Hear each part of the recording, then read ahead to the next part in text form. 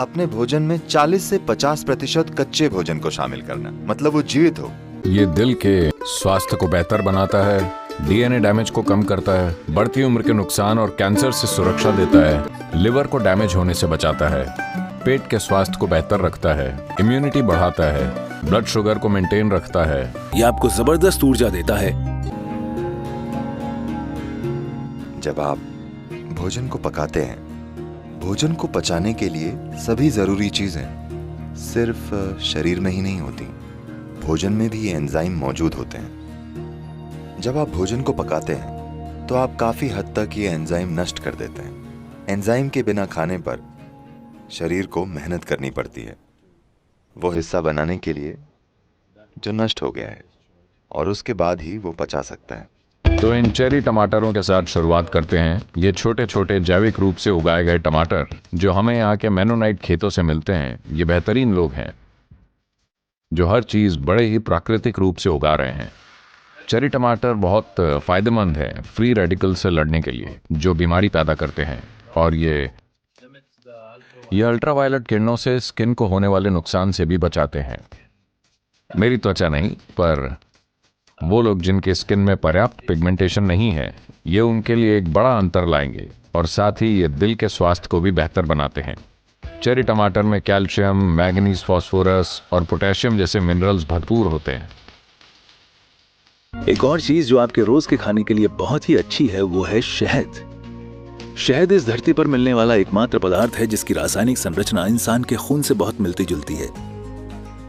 आप कुछ चीजें बदल दें तो ये लगभग खून जैसा ही है। हर रोज शहद का इस्तेमाल आपके स्वास्थ्य के लिए कई चीजें कर सकता है, खासकर जिन्हें ज्यादा बलगम की समस्या रहती है।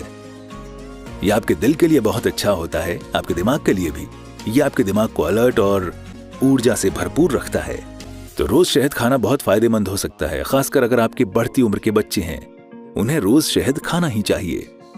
ये उनकी विकास और हर चीज के लिए बहुत फायदेमंद होगा।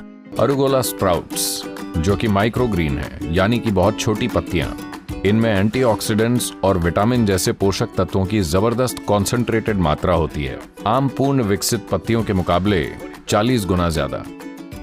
इनमें कैंसर से बचाव करने वाले तत्व होते हैं, आंखों और हड्डियों के स्वास्थ्य के लिए बहुत अच्छे हैं, इम्यूनिटी बढ़ाते हैं, लिवर को डैमेज से बचाते हैं। चॉकलेट खाने वाले बड़ी दिक्कत में रहते हैं क्योंकि वो उसमें मौजूद इतनी मात्रा में चीनी खा रहे होते हैं। अगर आप सिर्फ चॉकलेट खाएं तो ये एक खास तरह का उत्तेजक है, बड़ा ही अजीब तरह का। इसके अपने फायदेमंद गुण हैं और असल में आपका दिमाग चलने लगेगा। सच में आपका दिमाग थोड़ा बेहतर काम करेगा अगर आप कोको ले रहे हैं, पर इतनी चीनी के साथ नहीं। चीनी पूरा खेल बिगाड़ देती है। अगर आप बस कोको खाएं, अगर आप कोको के बीजों को चबाएं, एक बार आपको इसकी आदत हो जाए तो ये बढ़िया होते हैं। चॉकलेट कोको के बीज अगर आप इन्हें चबाएं तो ये बहुत ही अच्छे होते हैं। सफेद मिर्च और कोको के बीजों में एक चीज काफी समान है। भारत में हम शहद और काली मिर्च को मिलाकर कई समस्याओं में इस्तेमाल करते हैं, लोगों की कई समस्याओं के लिए, और ये चमत्कारी परिणाम देता है। कोको में भी ऐसे ही गुण होते हैं और ये तीखा भी नहीं होता। 100% शुद्ध चॉकलेट भी आती है, पर शायद आप में से ज्यादातर उसे पसंद नहीं करेंगे क्योंकि ये कड़वी होती है। अगर आप उसे बिना चीनी के खा सकें या फिर कम से कम चीनी के साथ तो ये बढ़िया होगी। पोषण का मतलब सिर्फ सत्यापित तथ्यों से नहीं है। पोषण का मतलब है वो जो आपके जीवन को सहारा देता है। तो इस संदर्भ में मोटे अनाजों में मानव शरीर को कई तरीकों से पोषण देने की एक विशेष शक्ति होती है। सभी अनाजों की तुलना में मोटे अनाजों में प्रोटीन की मात्रा सबसे अधिक होती है। साथ ही इसमें कैल्शियम, आयरन और कई सूक्ष्म पोषक तत्व उच्च मात्रा में होते हैं जो आपको सामान्यतः बाजार में उपलब्ध गेहूं और चावल में नहीं मिलेंगे, जिसे आज बड़ी संख्या में लोग खा रहे हैं। रागी मुद्दे बहुत ही लोकप्रिय है। इसके अलावा रागी से और भी बहुत सारी चीजें बनाई जा सकती हैं। रागी अंबली बड़े होते बच्चों को हमेशा खिलाई जाती थी, और रागी डोसा, रागी रोटी, ये सब बहुत ही लोकप्रिय चीजें हैं। आप जो चीजें चावल के साथ बना सकते हैं वो रागी के साथ भी बना सकते हैं, लेकिन हम एक अनाज के जाल में फंस गए हैं। अपने आहार में कम से कम 50% मोटे अनाज शामिल करें। अगर आप यात्रा और अन्य कारणों से 100% नहीं भी कर सकते, तब भी 50% करने पर आप 3 चीजें देखेंगे। पहली चीज है कि आपका सामान्य स्वास्थ्य और ऊर्जा का स्तर आपकी वर्तमान स्थिति की तुलना में बहुत अधिक होगा। दूसरी चीज है कि आप बहुत कम भोजन करके भी ऊर्जा से भरे हो सकते हैं और अपने वजन को मेंटेन रख सकते हैं। मोटे अनाजों के संदर्भ में तीसरी महत्वपूर्ण चीज ये है कि ये धीमी गति से घुलते हैं। आपका शुगर लेवल अचानक से नहीं बढ़ेगा, ये धीरे धीरे घुलते हैं और कम खाने पर भी आपको लंबे समय तक भूख नहीं लगेगी, जो एक बहुत अच्छी बात है। ये बहुत आसान है। आप में से जो लोग उपवास रखते हैं, अगर आप उपवास और इंटरमिटेंट फास्टिंग जैसी चीजों के माध्यम से अपने आहार को संतुलित करने की कोशिश करते हैं, तो आप देखेंगे कि मोटे अनाज इस प्रकार की जीवन शैली के लिए सबसे अधिक सहायक हैं। खीरा शरीर में पानी की मात्रा बढ़ाता है। यह हमेशा सबसे अच्छा है कि हम पानी खाएं, ऐसा खाना खाकर जिसमें पानी की मात्रा ज्यादा होती है, न कि बस पानी पिएं। खीरा हड्डियों को मजबूत बनाता है। इसमें भरपूर विटामिन के होता है, पेट का स्वास्थ्य अच्छा रखता है, खून में शुगर को मेंटेन करता है और निश्चित ही आपके वजन को भी, क्योंकि ये बस आपको पोषक पानी से भरता है। और इसमें प्रोटीन भी होता है जो कुछ हद तक कैंसर से बचाव कर सकता है। ये निश्चित ही दिल के स्वास्थ्य को बेहतर बनाता है। ये भिगोई हुई मूंगफलियां या ग्राउंड नट्स, असल में ये नट्स नहीं हैं, ये फलियां हैं। इन्हें दक्षिण भारत में कडलेकाय चेनकाय बोलते हैं। और ये भिगो करके छिले हुए कच्चे बादाम, भिगो कर छिले हुए कच्चे अखरोट, इनको रात भर पानी में भिगोया जाता है और फिर छीला जाता है। इससे इनमें मौजूद पोषक तत्वों के विपरीत तत्व और दूसरे जहरीले पदार्थ निकल जाते हैं, क्योंकि वो सब पानी में घुल जाते हैं। इन विपरीत तत्वों और जहरीले पदार्थों के बिना इन नट्स और बीजों के पोषक तत्व शरीर द्वारा सोखे जाने के लिए आसानी से उपलब्ध होते हैं। पोषक तत्वों और हेल्दी फैट से भरपूर ये दिल की बीमारी का खतरा कम करते हैं और ब्लड शुगर को मेंटेन रखते हैं। ये आपके लिए बहुत अच्छे हैं, खास तौर से अगर आप, मेरा मतलब है अगर आप इसी प्रजाति के हैं तो। कंजी, इसे संजीवनी कंजी कहते हैं। मैंने इसे खुद बनाया है। मूल नुस्खा, इसमें 14 चीजें हैं। इसमें शरीर को पोषण देने के लिए सब कुछ है। यह आपके पेट में खास तरह से बैठता है। यह एक धीमी गति से ऊर्जा मुक्त करने वाली प्रक्रिया है। यदि आप 6-7 घंटे तक चलने के लिए खाना खाते हैं तो आप एक निश्चित मात्रा में खाएंगे। उस मात्रा के कारण भोजन के बाद शरीर के लिए अगली चुनौती है नींद। एक साधक के लिए सबसे बड़ी चुनौती होती है। लोग इसे नहीं समझते हैं। बस कंजी, भीगी हुई मूंगफलियां या भारत में एक नारियल, कंजी और नारियल, काम बन गया। दिन भर के लिए एक बड़ा ग्लास कंजी और एक नारियल, दिन भर के लिए, और कुछ नहीं।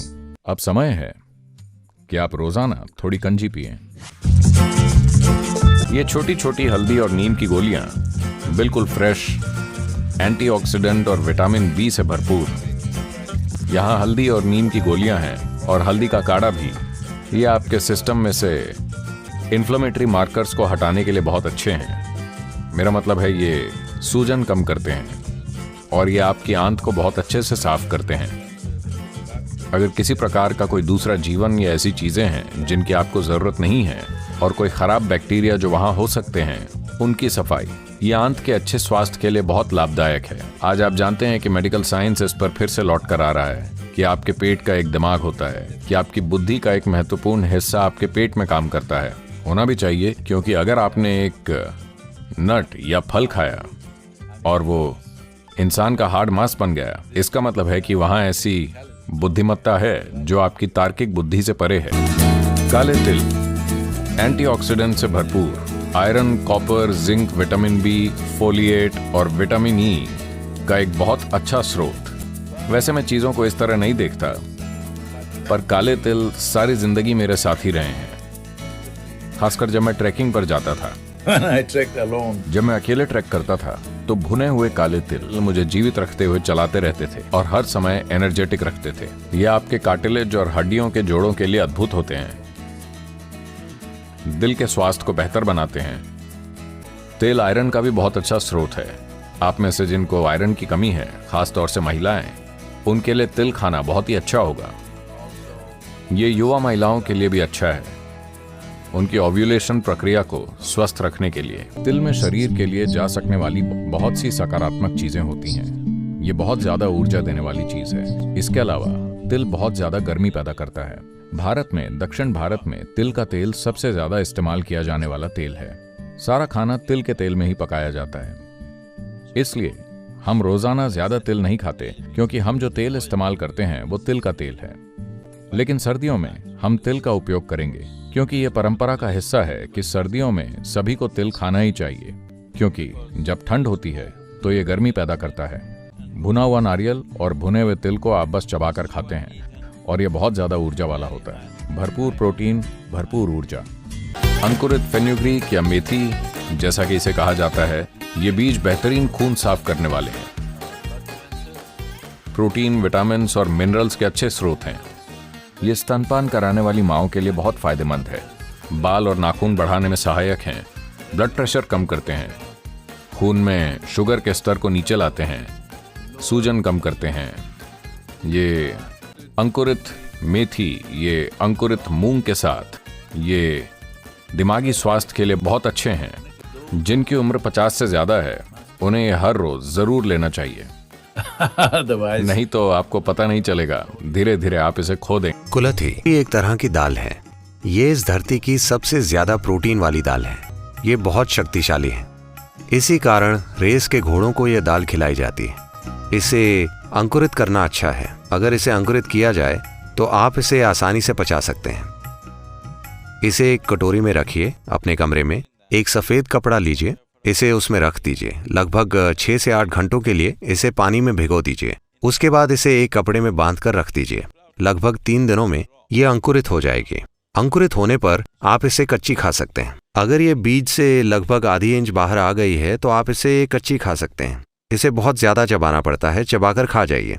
ये बहुत अच्छी है। अब ये शरीर में गर्मी बढ़ाएगी। आपको मूंग खाकर इसे संतुलित करना चाहिए। अंकुरित मूंग सिस्टम को ठंडा करते हैं।